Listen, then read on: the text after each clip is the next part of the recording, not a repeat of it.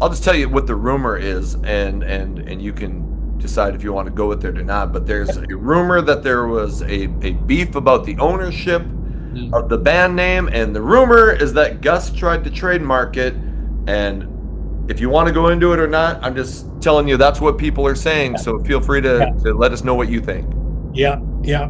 I think that's about right. That's probably what happened. And then Steve got really pissed off. I think Steve said that part of the reason that he asked you is because you were like the hottest guy in that area. That's I'm just telling you, that's what he said. Went to rehearsal, came back home, and that answering machine light was blinking. Turned it on. Hey, Peter, this is Jon Bon Jovi. And I have that tape. Then our merchandising company was suing us. What is happening right now? Well, it hit bottom real quick. Okay. I had a house in New Jersey, sold my house, got rid of my car, sleeping on somebody's couch for a while. Sure. Well, it bottomed out pretty good. Found out that a couple of those kids guys were there or whatever, Sebastian was there. And like I said, went up to him, I'm like, hey dude, good to see you, man. And he was like, I'm like, what? Who is this guy? Oh, I miss playing with those guys, but I think I've sang those songs enough. The hair metal guru from Loran to crew. The hair metal guru. Never forget Charlie too. Today I'm pumped to have Pete Loran on the show. Pete is the former lead singer of one of my favorite bands of the era, Trixter, and he's gone on to release some great solo songs over the last year and is making waves with his YouTube channel lately. Pete Loran, welcome to the show. What's happening, man? Thanks, Anthony. Thanks for having me on, man. Absolutely. Well, I think the first obvious question is since I just interviewed Steve Brown, why don't you tell us where Steve was full of shit and where I'm just kidding. I'm just kidding. So, but we, He did say a couple of things where I was like, I don't remember that, but if there's anybody who can remember stuff, it's him. He has a memory for names and places like I've never seen. right, right. Yeah. So we kind of, we were saying right before I hit record, yeah, Steve kind of went through the history of Trickster, but I would like to get your perspective. So, we're gonna talk about the solo songs. I want to hear what the plan is for the YouTube channel because I think it's exciting, some of the stuff that you've done recently. Cool. But like what was your background in music before you got the call from Steve Brown to say, "Hey, why don't you join this band?" Were you doing anything musically before that? My background was this zero. I liked music, Yeah, uh, but that was it. I never ever thought to myself, I want to be in a band. I want to play an instrument. I want to sing. There was never, ever those thoughts. sure. But I loved music. I really appreciated music. I was 16 years old and I was listening to, discovering Judas Priest and Van Halen. But still over here, I'm hearing what my father's playing, and that's the Eagles and Elton John and Sure. the really killer 70s bands and 10cc and all that stuff. So I really had a really big palette for music, but I just enjoyed it. So um, lo and behold, somehow I came across Steve Brown. I don't know how he explained it, but it was probably pretty accurate to this. He had called my house because he was in the same grade as my younger sister. So he Sure. had called my house to talk to her, and I'm like, "Yo," and he's like, "Oh, is your sister there?" I'm like, "Who is this?" And then I hear music in the background. I go, "Hey, what are you listening to, man?" He's like, "Oh, that's me. I'm playing guitar." I'm like, "Yeah, okay." I go, "All right, you're playing guitar. Play this," and then played it. I was like, "Holy shit!" I was like, "Dude, how old are you?" And I don't know how old he was at the time. He was probably like 12. Right, right. And I go, "You in a band?" Yeah, I'm in a band. I go, "Well, who's in your band?" "Well, just me for now." "Why? You want to be in a band?" I'm like, "Okay, what do I do?" It was literally that crazy. And then I went over there to like watch him play, and he was like a little kid, and he had this big guitar on him. And he was just ripping. And then me and my buddy my buddy JD, we would take Steve to the local music store, like the Sam Ash, Yeah. and we would put him like set him up with an amp and a guitar because we knew he would just shred. And then we'd step back and we would just watch people like walk and see this like little kid ripping on guitar. We'd do it all the time. It was amazing.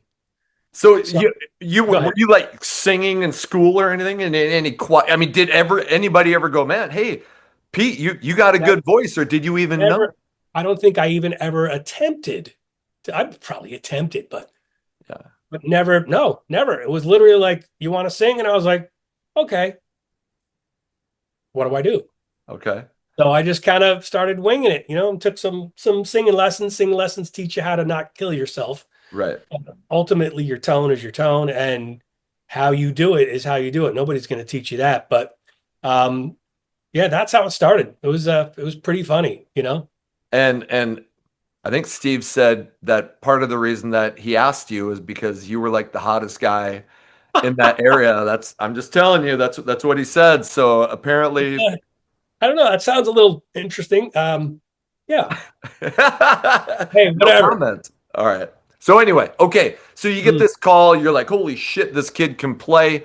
Mm. What's the next step like? Like how does the band get brought to, because you got you and Steve, how does the band get brought together and start like creating what would become Trickster, going out and actually playing shows? Well, initially we had a different bass player and we had a different drummer. Yep. Different drummer played, I think, one gig with us. I think the old bass player did a couple. No, he did more than that. Um, he did quite a few. Um, but we did a couple shows, and it was basically all covers. Yep. And then we decided, you know what, we're going to start writing our own songs. So took a break from doing shows, started writing songs, and then jumped back out there. I mean, this was 80, 84, I think 84, 83 or 84. We did our first couple shows. Right. We kind of stopped. In 86, we recorded a demo in our buddy's basement. That was the tape he was telling you about that I handed to Jon Bon Jovi. Um, we could talk about that. Yes. And 87 or 88, we met our manager. He came in. We got rid of our old bass player. We got PJ. We already had Gus. And then we just, literally the next year we had a record deal. It was fast. Sure. Sure. So so what's your memory of getting this demo tape to Jon Bon Jovi? How does that happen? I think we were sitting around one day and somebody figured out one of the local radio stations was doing this big broadcast from the Hard Rock Cafe in New York, and they were having different artists come in and do a quick interview, and then the next guy and the next guy. And we had like a press pack, with the tape and the sheet and bio sheet and all this stuff. Yep. And we said, "Oh man, we should drive in there and try to hand it off to John." Perfect. Let's do it. So we drove into New York. I think only Gus and I went inside. I forget what reason. So we walked in, and the place was packed. It was mobbed, and there was an upstairs. And we figured out that the DJ was upstairs, and that's where the interview was happening. But everybody, it was crowded again, but everybody was predominantly downstairs. So I know they're going upstairs, so I'm going right up to the stairs, and I'm going to stand right at the top. And it started filling in and filling in. And sure enough, here he comes, and he's got his guys around him. And the place is going nuts. I mean, Yeah. especially in 1987, Yeah. it's going crazy. Right. So they're coming up the stairs. They're coming up the stairs. I'm trying to make eye contact with it. I kind of like stuck myself in there real quick. I said, "Hey, I'm in a band. I got a demo package for you, a promo package, and everything else." And he looked at me. He said, "Stay there. I'll be right back." And then he walked around the corner. I was like, "That was the blow off. That was the blow off right there. Right. I'm staying here though." So anyway, he does his interview. They're coming back down. They're like fighting off the people. They're coming right past me, and all of a sudden everybody stops, and he like pushes through. Everybody's like, "You got that package for me?" And I'm like, "Yep, right here." And he goes, "You got a phone number in there?" And I go, "Yep." And he goes, "All right, I'll talk to you." I was like, what just happened? So we kind of followed him out, and then we found remembered that we had a big article about us in a local Jersey paper, and we're like, oh man, we didn't give this to him. So Gus grabbed it. Now as the limo's pulling away, he's running alongside of the limo, banging on the window. Limo stops, window comes down about halfway. He hands it in, window goes up, limo takes off. Right. So for the next shoot, I don't know, the next 2 days, I just sat there by my phone. Yeah. Nothing's happening. So we had a rehearsal one night, and I said, well, I'm going to rehearsal. Went to rehearsal, came back home, and that answering machine light was blinking. Turned it on. Hey, Peter, this is Jon Bon Jovi, and I have that tape. And I'm going to actually do a show about that, and I'm going to play it. Awesome. Awesome. Okay. So that's Steve said he didn't know where it was. Yeah, because I have it. It was my answering machine. And then the funniest thing is we thought that was it. We're done. We made it. And, of course, nothing happened because they took off and toured the world, for 10,000 years. And we figured it out eventually. And then, which was funny, in 1990, we were open for the Scorpions at Irvine Meadows in California. And we found out John was there at that show. And it was like a VIP thing backstage. And I saw him standing there. So I walked up to him like, hey, I'm Pete from Trixter. Do you remember when? He goes, I remember Hard Rock Cafe. And I was like, what is happening? This guy's unbelievable. So he goes, we'll talk more later. He goes, buy me a drink after the show. And I go, all right, fine. Yeah. So this is a good moment too. We're waiting to go on stage, and one of our crew guys would announce us, and the lights are all going crazy. From the backwoods of New Jersey. And John was standing right next to me. From the backwoods of New Jersey. And John's like, I was like, this is a pretty surreal moment right now. And I'm about to run on stage and the place is packed. And John's like right next to me with his arms up. So that was interesting. We got done. I found him, went back to our dressing room, realized that we had drank all the beer. It was all gone. So I had to go into the Scorpions dressing room and sneak a beer. So it was a pretty cool story, man. That's yeah. I mean, and I like when you hear about the Sunset Strip, it's competitive and nobody would dream of helping each other. But you guys with Jon Bon Jovi, and we're going to get into this, Skid Row. But it seemed like there was kind of more of a brotherhood over there. Yeah, no two ways about it. I mean, at one point, Snake and Rachel used to work at a place called Garden State Music, like a guitar store, music store. Mm-hmm. And we would go down there and see them, and we weren't signed. As a matter of fact, at one point, we were down there. Skid Row guys were there, and then the Nelson brothers were all there at the same time, and we were all none of us were signed. We were all kind of chatting it up. But yeah, I mean, everybody was cool back then. Of course, there was competition, but for the most part, everybody was cool. You mentioned when you talked to John backstage, and there was like this news article apparently you guys already had kind of a name. When do you first remember thinking like I don't, maybe it's a club show or something where you're like, holy shit, like something's starting to happen here, like we actually have a chance. Yeah, we were playing clubs, and we were selling them out. So I mean, we did a lot. There was no social media then. We were making our own flyers.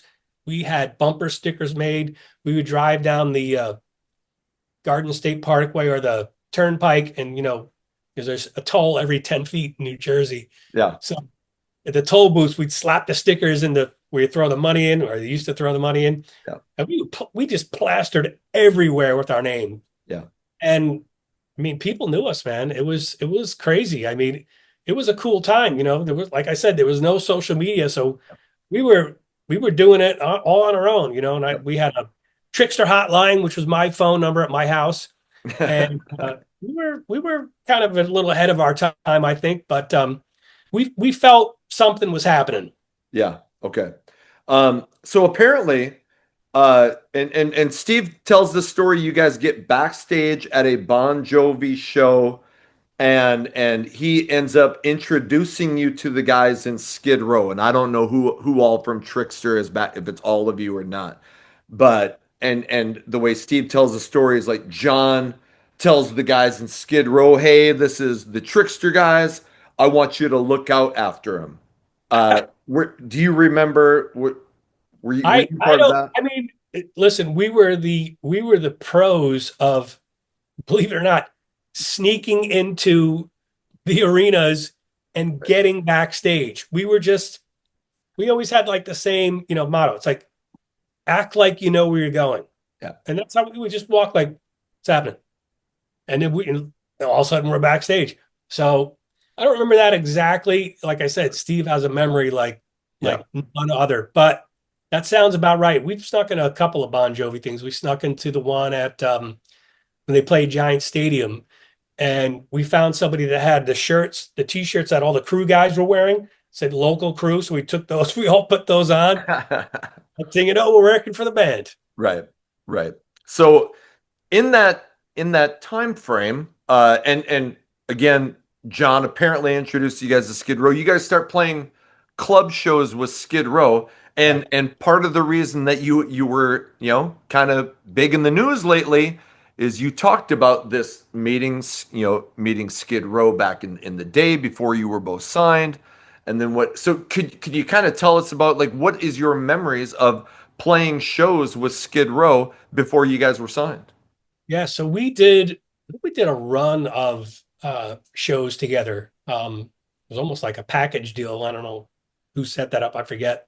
But we were doing a bunch of shows with them. This was before Sebastian got in the band. This is when their old singer Matt Fallon was in Yep. there. And, all those songs that they have, those songs were already there. Yeah. They already had them. Yep. And it was great doing shows with those guys, and all the Skids guys were always great, and they're just humble, genuine dudes. And then probably the same thing that happened with us, where we got management and they're like, "Hey, this guy doesn't kind of fit. Let's get another guy." Must have happened with their singer, Yep. and then they got Sebastian, so we did a handful of shows with him too. And he was just a chill guy, man. We're back in the dressing room, we're just cutting it up like anywhere else. And then, like I said, fast forward a year and a half later, we're both signed.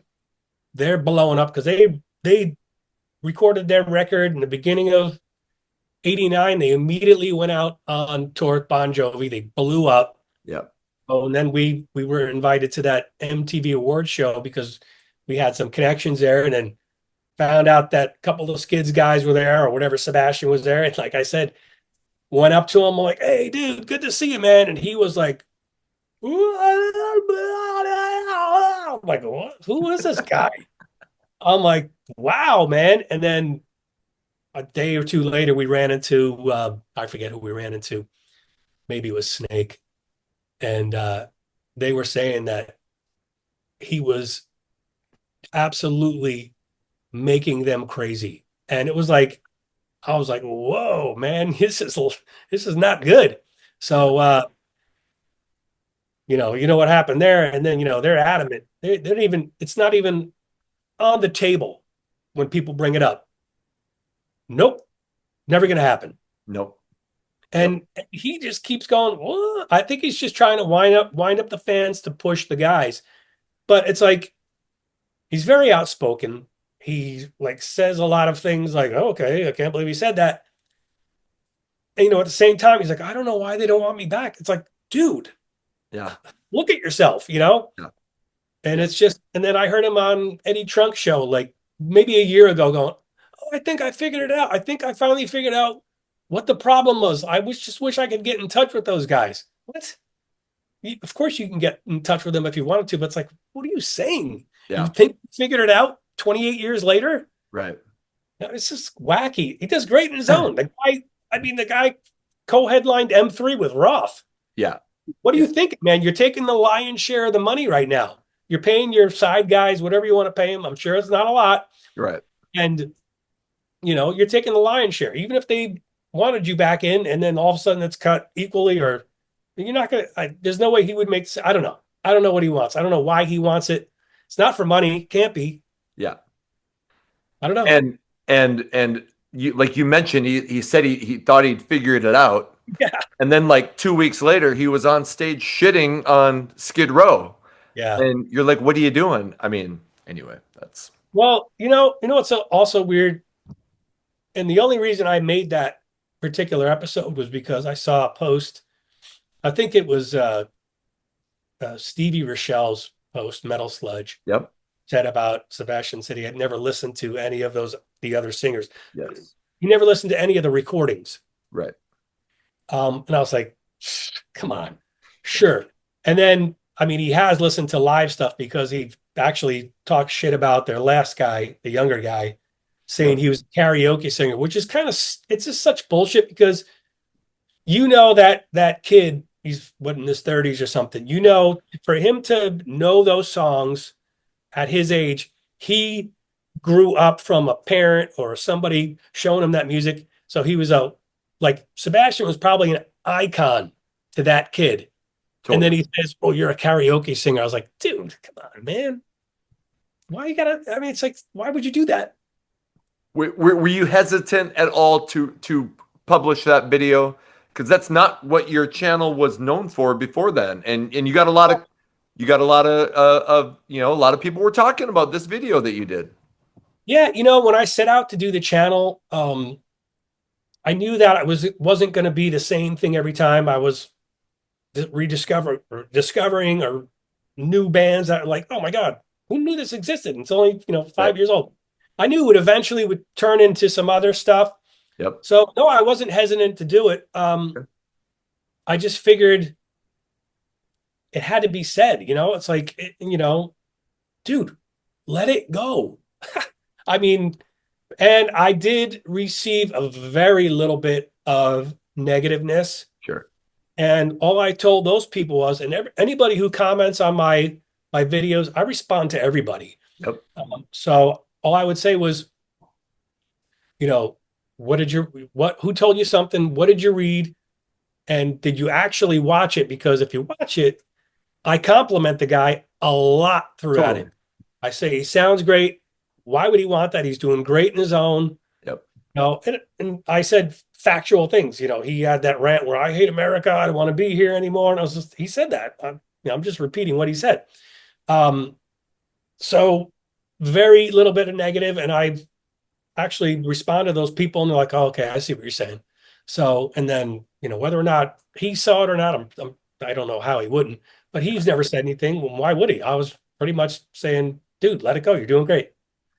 Have you talked to? I would maybe have you run into any of the Skid Row guys over the years, and maybe you don't want to say, but since all of that went down, has anybody ever talked to you from that band? No, I don't even know the last time I talked to those guys. I Sure. probably had sent a text to Snake or something years ago, but now they haven't said anything to me. They're probably like, "Yeah, listen to him." Yeah, yeah. Okay. All right. So I just wanted to get in, and I will put the link to your video about Sebastian in the Cool. description. So Appreciate it. so Yeah. go check that out. It's really Awesome. good stuff. And for the record, like us music, and I'm just a music fan who's been doing this for a while, but like we were like, hey, all right, let's hear from one of Sebastian's peers. I thought it was kick ass that you came out and did that. So Yeah, I appreciate it, man. sure. Okay. So we kind of jumped ahead with a little bit of that, but do you remember when you got signed and like and you get signed to MCA, like what's your memory of like holy shit, we got Yeah. a record deal. Yeah. When you do that, when you go through that, at least for us, we were like, it's over. We're set for life. You know, had no idea what we were in for. Yeah. Um, and we were just, we were ecstatic, I did a recent video with talking about studio and how we had the singer Bobby Kimball from Toto in there, and I talked how we got signed and found a producer who was based out of LA. So naturally, we all had to go out there. We rented this like condo thing, and we were out there for several months doing pre-production and whatnot. And it was still like just like, wow, this is happening. And honestly, I sang on two demo tapes, and did, a bunch of shows for a new singer. And then here I am not that long later, and I'm supposed to record a major label Right. recording. Not really that good at what I did. I had all the will in the world, but it was a great experience. It was a lot of work. We did a lot of pre-production, and I was singing every day. And then we started, doing basic tracks, and I was singing along to all that. And actually, that was the first and only time I ever blew out my voice. Okay. Then we got all the basic tracks done in LA. There was a lot of scratch vocals. We had all the like most of the backgrounds done. And then we figured out that I could not sing anymore. So we had to shut everything down. And doctor told me to go home for a month and a half, no talking, no nothing. So we actually started back up and did all like the rest of the vocals in New York. So it was a pretty wild time. And then we were out on tour. It was crazy. So with those I mean, were you worried about like, because I mean, you go out on tour forever. I don't know how many shows a week you're playing, but probably 4 or 5.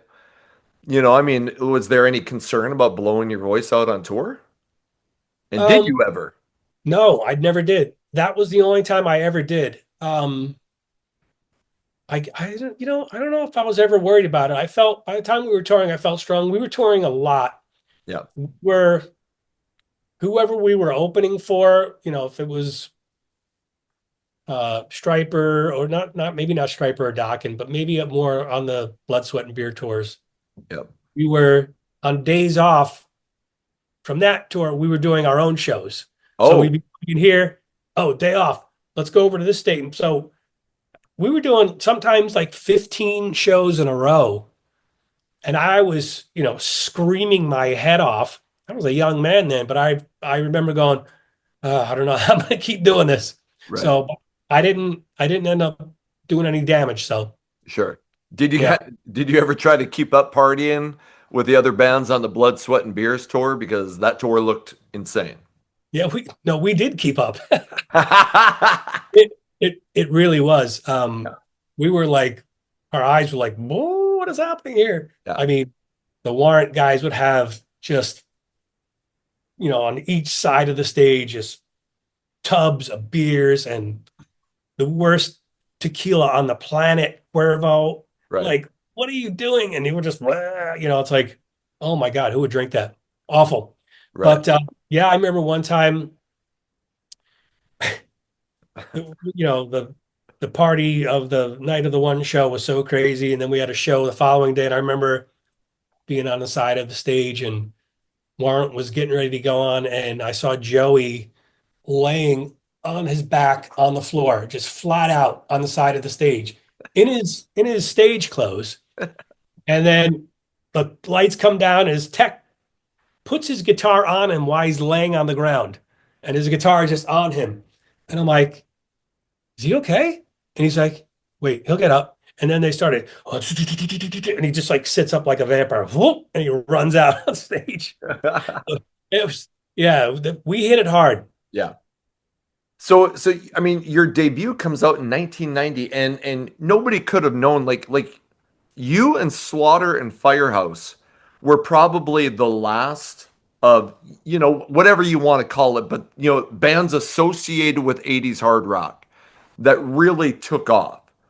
Maybe Damn Yankees, but they already all had a name. But you Yeah, three yeah, come out in 1990, and like you said, you think we're set, and your first album blows up. yeah. And I mean, so and I ask this all the time, but when grunge comes in, what do you remember thinking? I mean, were you like, "Oh shit," or were you like, "Hey, all right, another kind of rock that we might like"? I mean, what's your memory of it? My memory of it was 92. We were on tour with Kiss.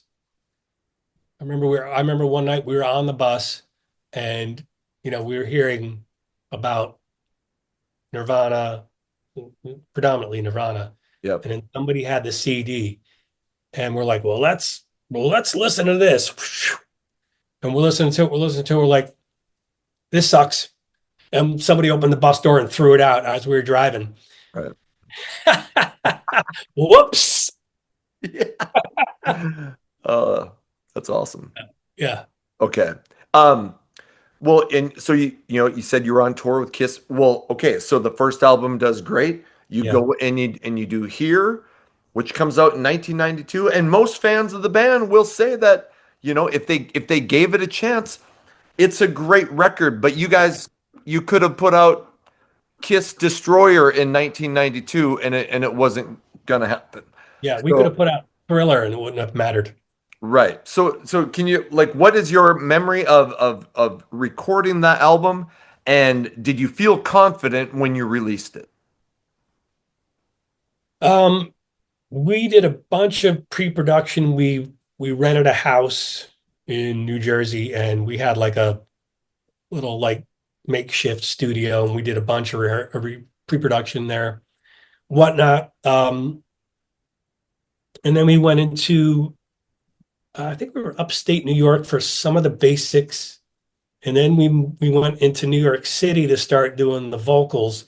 And we were at I forget the name of the studio, so stupid. Maybe Right Track. I don't know, maybe. Um, we had their, a room like blocked off. So when you block it off, nobody can go in there and change settings and all this other crap. Right. I remember back then to lock out that room per day was $2,500 a day. Okay. We were just like throwing money out the window. Um, Apparently the word recoup hadn't entered the lexicon yet. right. What happened? We sold all these records and we owe how much? Right. Ridiculous. But yeah, I think I did all the vocals in New York and New York City. And it wasn't that long of a process. It wasn't like the first record. And yeah, we felt really great about it. I felt better about it. I felt I was singing better. I know I was singing better. I had to be. Yeah. I was never thrilled with our first record with my singing. I'd still Okay. like now listen to it and I go, oh man, why couldn't I have been like Robert Plant on his first record, Right.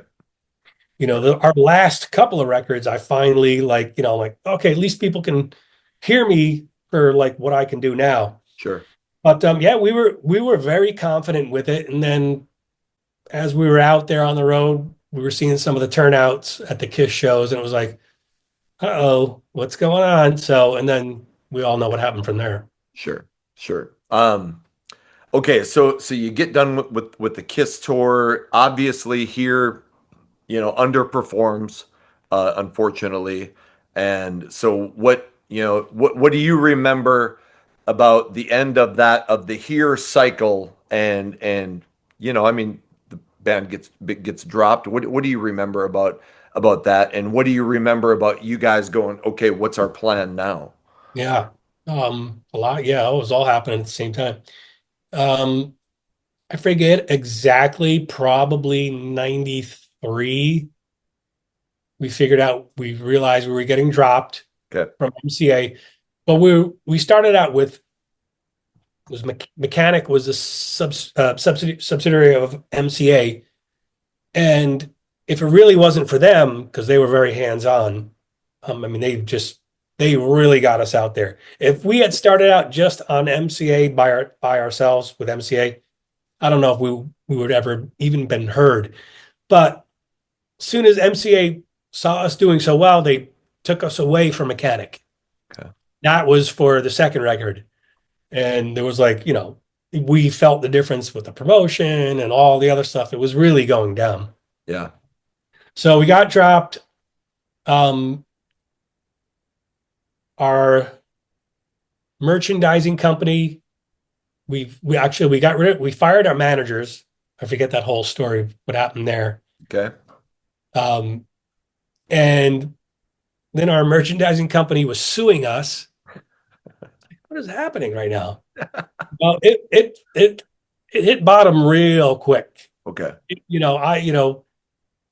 I had a house in New Jersey, sold my house, got rid of my car, sleeping on somebody's couch for a while. Sure. It really it bottomed out pretty good. Sure. Sure. Um, after that, like, do you guys get together as a band? And what, is it like, fuck that, we're going forward? Or what do was there any apprehension? What was No, the plan after that? no, I mean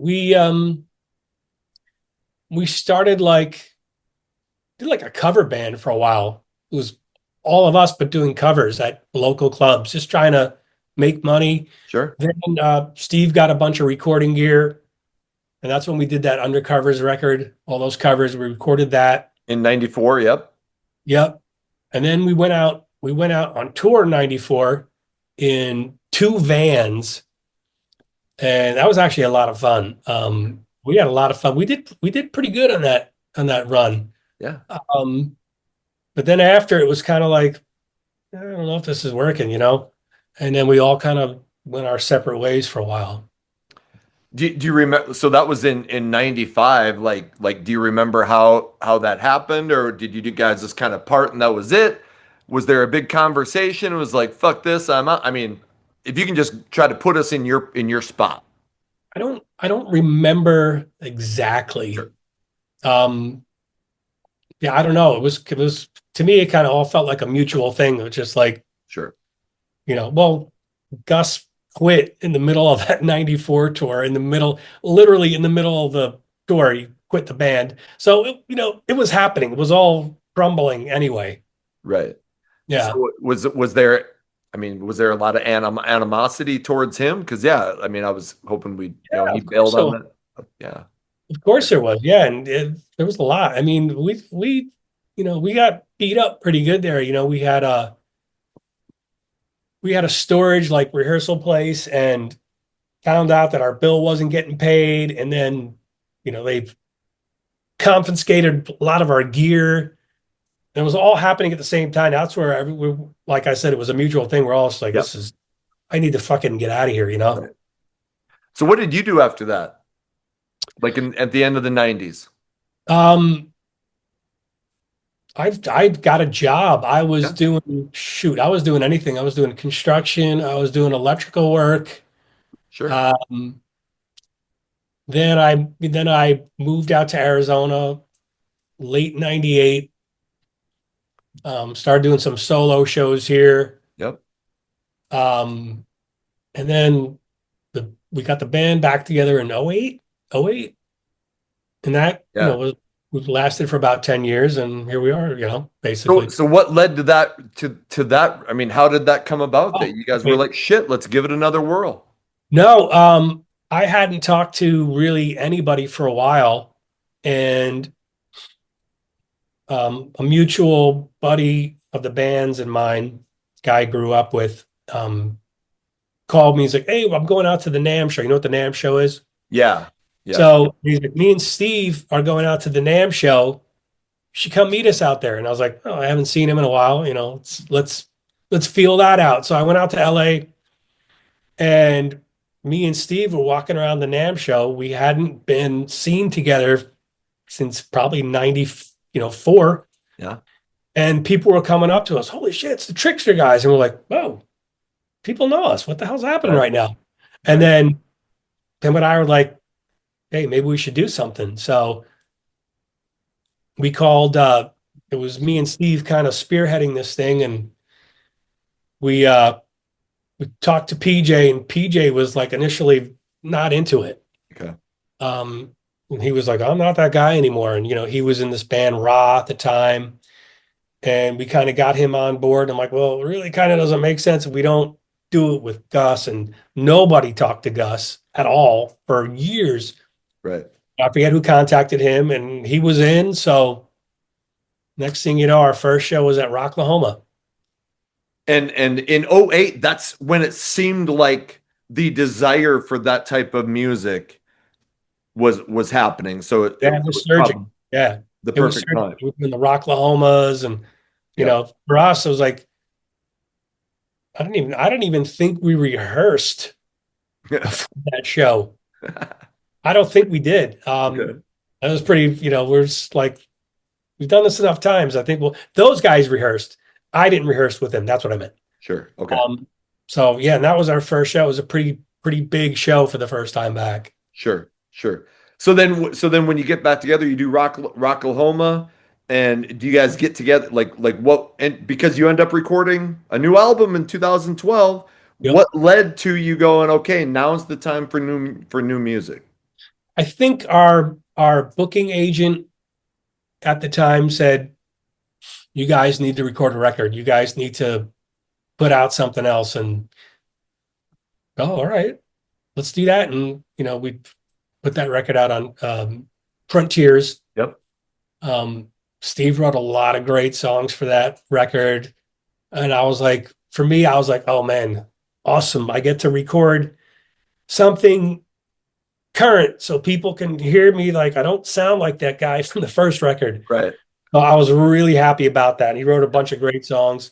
And then the follow-up record, he wrote a bunch of great songs for that too. So for me, it was just perfect, Yeah. opportunity to show people that not the give it to me good guy, really. Right. And man, I mean, if you're watching this interview and you haven't listened to New Audio Machine or Human Era, Yeah. shit. I mean, those are two really good albums, man. I've really gotten into them lately. So anyway. Good Uh, stuff. okay. And I appreciate, man, you going into some of the not so fun Yeah. stuff. It's awesome.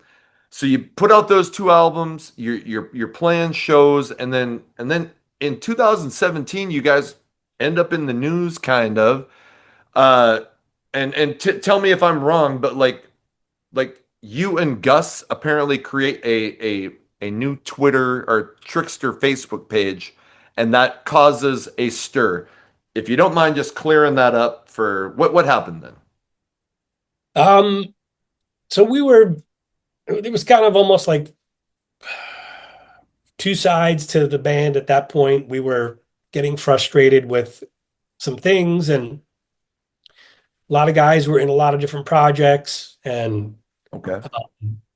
I was in some cover bands here, and I was, trying to pay my bills and do all this stuff. And I was a, single dad, and, everything was on my shoulders. So Sure. we were worried about money and this and that. And it was, we were battling it out for a bit. And When had that started? I mean, when in that, like, when did the rift start? If you can. I don't know, maybe 2016 or Sure. something like that. It was Okay. just, it was some difficulties while out in the road too with, you know, I don't really want to get into that, but Sure. it was just becoming not fun. Right. And I wasn't able to commit to everything because I had committed to stuff here locally, and I couldn't just go, hey, you guys do it without me. It was a little bit more involved in that. So it started becoming like, I couldn't do shows, and then those guys would go do them without me, which was fine. I mean, they have to do that. Sure. And then it just started, it was getting worse and worse. Um, and then at some point we just stopped talking to Okay. each other, Okay. you know? Okay. Um, is there I'll just tell you what the rumor is, and you can decide if you want to go with it or not, but there's a rumor that there was a beef about the ownership Mm. of the band name, and the rumor is that Gus tried to trademark it. And if you want to go into it or not, I'm just telling you that's what people are saying, so feel free Yeah, to let us know what you think.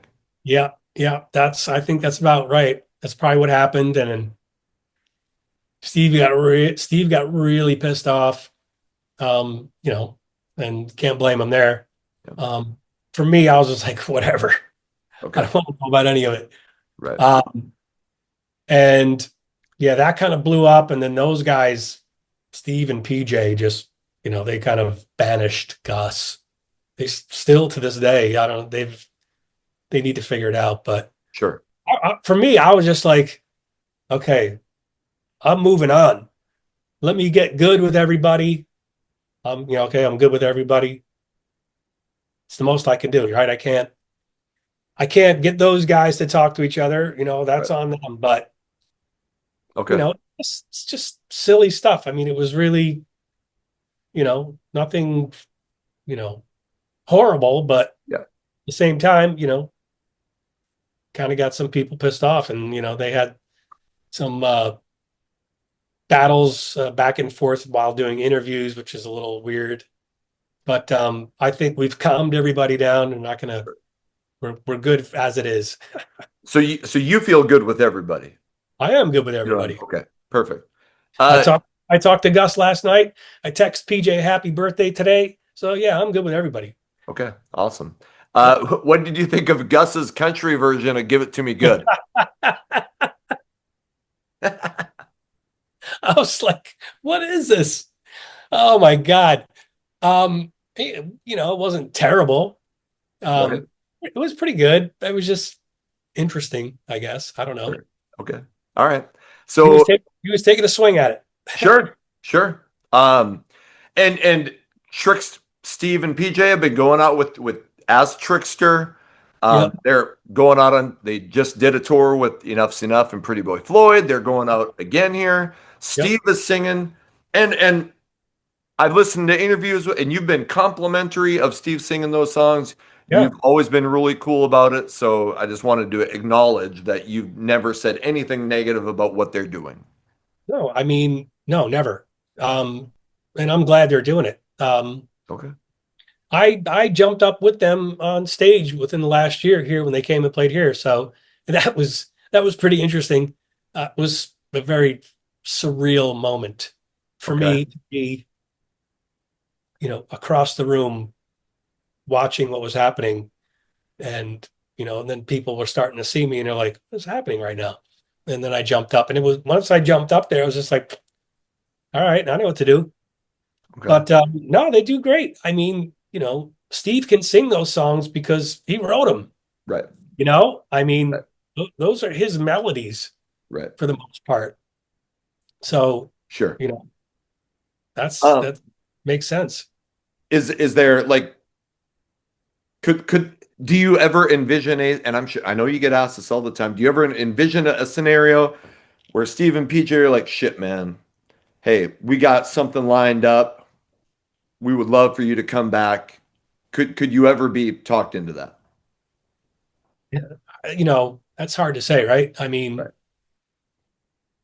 it would have to be a hell of a scenario, Sure. Okay. Okay. which I don't think happens. Okay. So, I'm good. I mean, I miss playing with those guys, Yep. but I think I've sang those songs enough. Sure. Okay. Speaking of songs, in the last year, you put out three different songs. Around Again, which Yep. is a great ballad. It's got 98,000 views on YouTube. Yeah. Be of This Time, another song that I'd call a ballad. And then a rock song Yeah. called Save Me, which I think is fantastic. It's got 129,000 views on your YouTube channel. So when did you start going, all right, it's time for Pete Loran to get his name back out there singing music Um, or new music? yeah. I'd met a guy here locally at a party, um, and then found out he was a guitar player, shredder, plays country, um, toured with some huge acts, doing country songs, doing stadium tours, Yeah. and ran into him again. And Gus was telling him somewhere else that he's like, "Oh, Pete's got all these ideas for songs. You should talk to him." So he came up to me. He's like, "Hey, man," he's like, "Heard you got a lot of song ideas. Why don't you send me something? Let me see if I can put something together." And I was like, "Oh, I hadn't thought of it." And I had an idea that for years I had it, just me humming like a melody and playing, like a verse and a chorus Right. into my phone. I'm like, let me send him this. So I sent him that, and then shoot, maybe a couple days later, he sent me back like an A to Z, like verse. He made a pre-chorus, he made a bridge, and I was like, "Whoa, this sounds like a song." So he's like, let's record it. So we recorded it, and the whole thought process is that record it and then see if we can, sell it to somebody, publisher, like a big band. And it started out as a country song, sort of. Okay. And then when I sang it for the first time, I had like hummed the melodies and came up with the lyrics. And we were actually recording it. I had my buddy, the guy who I wrote it with, his name is Rooster. He turned and looked at me. He goes, "This is a rock song, man. This is a rock song. I got to redo all the guitars." I'm like, okay, whatever. So, but the thought process was to, you know, offload it to somebody. And I tried a little bit there with some friends in the entertainment industry, and it's not easy to get your stuff in front of somebody. So we kind of defeated us. And he's like, "Why don't you release it on your own?" He's like, "Why don't you just do that?" And I was like, "I don't know, man. I don't know if I want to do that."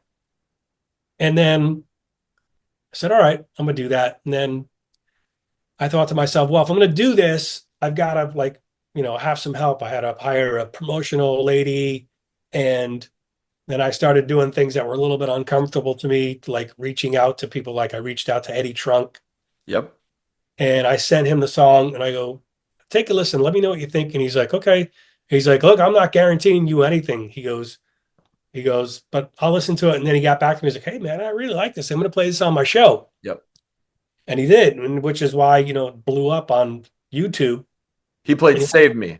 yeah, he played both. Okay. He played both. Okay. So, and then Save Me was a song that kind of derived from, I used to have my old house. I had like a whole jam room, and I would have pool parties, and most of my friends that would come over were all musicians. And then like the late night guys were usually like Gus, my buddy Jordan, my other buddy Jacob, and we would sit around jamming, and we would just record on the phone. And we would just come up with these ideas, and that's how Save Me came along. Okay. Yeah. And Okay. Be of This Time is an older song. I recorded that in 95. Okay. And I just kind of like did like a little remaster of it. So Okay. yeah. Okay, and obviously, is there more? Is there more coming? Do you have a desire to keep doing that, or what's the plan? Yeah. There are more ideas. Absolutely. Sure. Starting to work with Rooster again on some stuff. We've always talked, and he's always doing stuff. So that door is open. We just gotta get together there. Yeah, I don't see why not. Sure. It's not like we have to spend a lot of money making these songs. Like Around Again was done at his studio in his place in Scottsdale, and I did all the vocals here at my place. Right. And he mixed it, and it's like, whoa, this sounds like a damn real recording. Sure. So it's too easy to not do it. Okay. Have you ever thought about putting together a solo band and playing any shows, or is that kind of No. okay? I'm not saying that's not something I would never do, Sure. but I just at the time, but currently there's no thoughts of that. Who knows? Okay, so now the YouTube channel, which I mean, you haven't put a lot onto it, but you've already got 6,000, no, 6,000 subscribers, and you don't even have like 30 videos. So is that something that, because I feel like you have if you're willing to hop into talking about music news, Yeah. people would love to hear your perspectives on things that were either happened in the past or now. What's the Yeah. plan for that? Yeah. My girlfriend actually pushed me into that because like it's one of my things is, you know, deep searching YouTube for music, and she's turned me on to a lot of music. And when friends come over or whatever, we sit around in the little studio in here, and oh, check this out. Listen to this. Oh, what do you got? All right, let's look at that up. And that's like just something I love to do. So she's like, well, you need to do that and like make a show out of it, Yeah. like turn people on to music. So I'm like, all right, I'll try that. And then I think I haven't said on my first one, I don't really know where this is going to go. I might end up doing interviews and stuff because that would be too easy for me to not. Yeah. And then, I talked about the Sebastian Bach thing. And then I did like the behind the scenes thing. And like, did you know, like the singer of Toto sang on my first record? What is Yes. happening? So I'm just going with it, man. I'm just feeling it out and see what happens. So as long as people still enjoy it, I'm gonna keep doing it. That video with Bobby, and that you guys actually got video of Bobby Kimball singing some background vocals for the first Trixter record. That's like video gold, man. That's amazing. Dude, it was crazy. I was filming that video, Okay. um, and I had those, whatever they were, like Super 8 tapes or something. Yeah. I had a ton of those just sitting around for years. I'm like, what am I doing with these things? And then ultimately, within the last year and a half, got them transferred over to digital. And I go, I know that's on there. I got to find this. And then I found it. I'm like, man, this is too good of a story to not tell. So I made Yes. a quick video about it.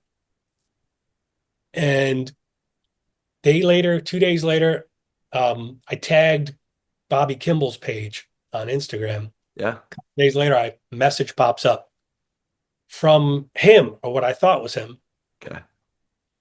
You know, I'm like, whoa, holy cow. So, man, I waited so long to tell the story. Oh, by the way, this isn't Bobby Kimball.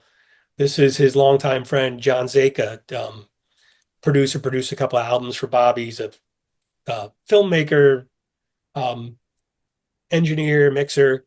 Sure. So we started chatting, and then next thing I know, my video on YouTube, Bobby Kimball's daughter messages me, "Love this video, Dad. Thanks so much." And now her and I are friends.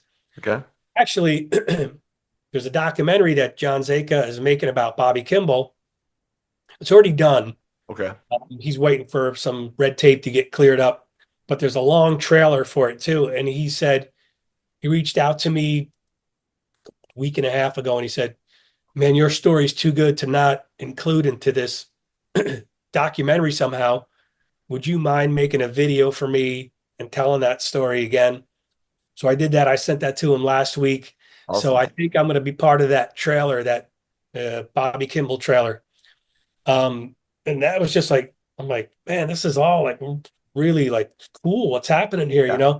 And Bobby's not doing well. Bobby has dementia. Okay. It's really advanced right now. Yeah.